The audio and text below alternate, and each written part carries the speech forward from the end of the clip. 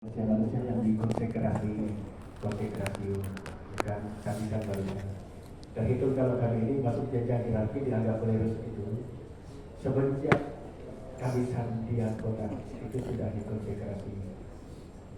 Kalau orang memukul saya dia dosa sakrilegi. Hosti itu dikonsekrasi.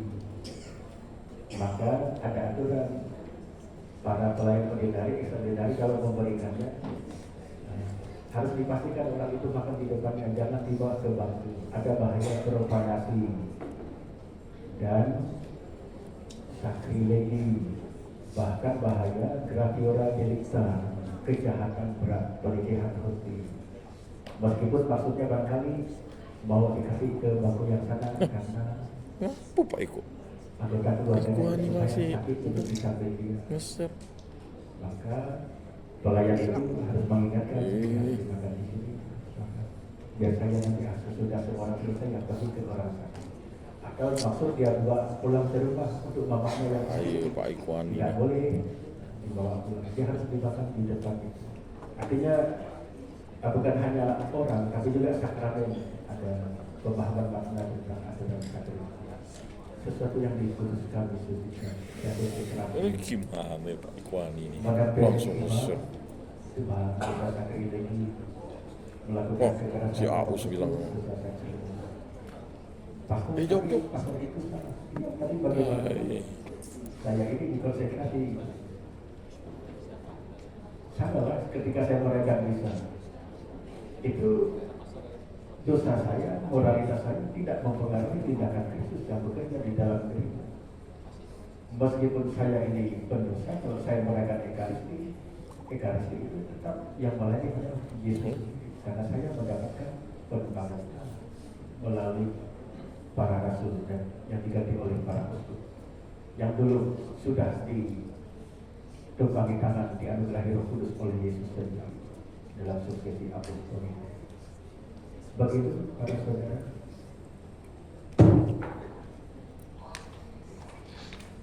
Puas. Diki belum puas tuh. Masih ada? Jo? Udah Jo? Sudah. Tanya Jo? Henny? Belakang. Tanya Hen? Maju sini, maju sedikit.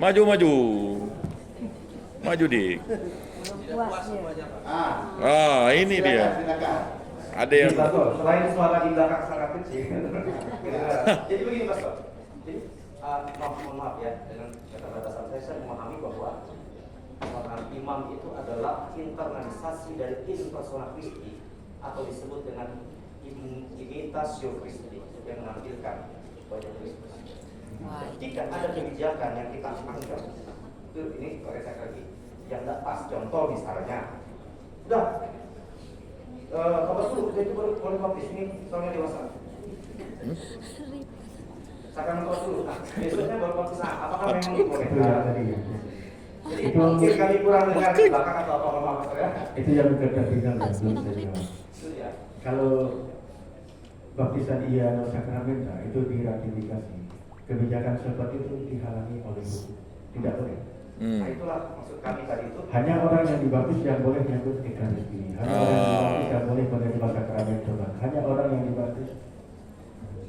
Nanti jangan kamu pulang. Pasal saya boleh begitu. Ya, maksud pertanyaan ini loh Pastor, jangan dipikir demikian. Maksud pertanyaan ini bukan kami ingin menjatuhkan martabat imamat. No, tidak. Tapi kami juga memahami, kami juga punya suara. Karena apa? Setelah pemahaman saya, sakramen itu tidak ada yang lebih tinggi, tidak ada yang rendah. Apakah sakramen imamat, apakah sakramen perkawinan, sama kudusnya di hadapan Allah. Dan egalitarianisme tadi itu, ya keterbukaan gereja tadi, persaudaraan tadi itu, itu kemana? Maka sempat saya tanya, batasan dari sakramen lebih itu apa? Batasannya di mana? Apa hukumnya kan itu?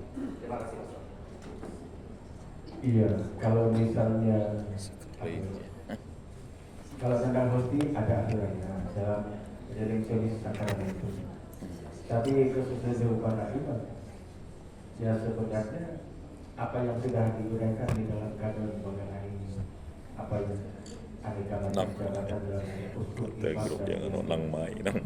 itu orang terkonsentrasi. Pokoknya sebelum ada otoritas resmi ngomong Tidak ada Tuh. batasan mukul pastor dalam keadaan normal tidak boleh, tapi kalau dia salah boleh dipukul. Karena di sini tidak ada batasan seperti seperti jadi pornografi.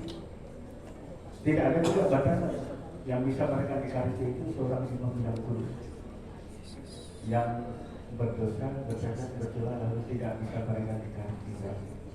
Siap, jadi kesimpulan kami ini jelas. Ya. Jadi sejauh mana kami ini dianggap sakral di terhadap pastor itu? Kalau kami melawan misalnya, kan Anda boleh non pastor konteksnya. Nah ini masih membayang-bayangi kami, gitu kan? Enggak boleh, oh ini kita dosa bro. Kita jadi udah gak. Ini gimana nih, udah banyak beredar nih, maksudnya apa nih? Bukan otomatis atau penyerangan dengan pikiran atau penyerangan dengan Yang mana yang betul nih? tapi penyerangan fisik dosa sendiri Hah? melakukan Bagaimana satu kan apa lah dia? tapi yang Apa? rohani yang tidak Jadi kelihatan yang psikologis kan siapa bisa mengontrol kalau anda itu Bukan, kan saya bilang belum meninggal. tapi kalau kita fitnah Ya apa lalu dia bukan. Ini satu hal kan, saya tuh mengkatar teks.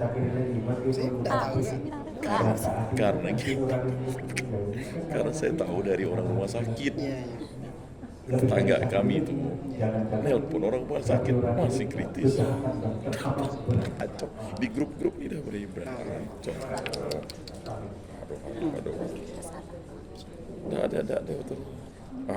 Di Baik ya, Bapak Ibu sekalian, saya tidak menyimpulkan, tapi begini, saya senang, Bapak Ibu sekalian, saya yakin betul kita semua yang datang ke sini orang-orang yang dipilih. Amin. April malah komentar ini. Kita semua yang dipanggil tentu kalau kita dipanggil maka kita datang ini wujud nyata kita datang. Ya. Itu yang kedua. Lalu yang ketiga, Romo tadi memberikan pelajaran yang menarik untuk kita semua. Jadi kalau orang dipanggil, dia datang, dia belajar.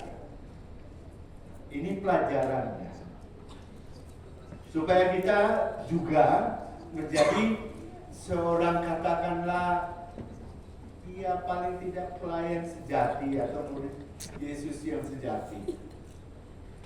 Dengan belajar ini harapannya mudah-mudahan menyerupai Yesus. saya sih tidak dengar. Amin, amin.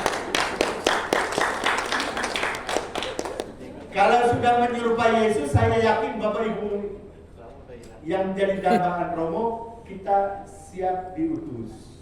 Amin. Nah, ini ada gejala baru nih. Amin. Lama-lama takbir gitu kan. Kalau sudah siap diutus, maka berikutnya salib kita siap diikul dong. Maka menjadi ya penyuluh agama yang militan, penyuluh agama yang sungguh-sungguh melanggar gitu. Udah dikirim Saya sana. senang. Ini Bapak Ibu sekalian dalam dialog tadi Romo memberikan Kalau banyak udah hal Pastor Mayong yang pasti. berguna sebenarnya bagi kita semua. Satu hal yang penting ini untuk yang kita muda-muda ini, walaupun sudah umur hampir 60 ini, jangan melawan pastor. Amin. Dosa. Jangan menyakiti pastor. Ini orang-orang yang terpilih. Kalau ngelitik boleh, tapi dikit. Pastor kami keras. Dikit. Dikit. Karena pastor juga manusia. Tapi dikit. Siapa lagi kalau bukan Bapak Ibu dan saya yang mencintai Romo kita? Ya, amin. Betul tidak? Betul. Kalau sudah betul. Bapak Ibu sekalian, kita cukup sampai di sini. Terima kasih banyak. Adil Katalino, Baju Ramen Kasaruka, Basengat Gadu Batam. Harus.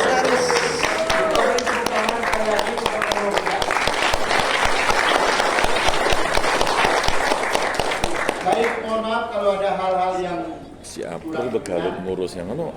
terima kasih banyak, kita boleh bicara dari hati ke hati. Hah? Kita boleh Amin. saling Malam hari ini Selanjutnya saya kembalikan kepada panitia. Kita beri tepuk tangan untuk panitia. Terima kasih.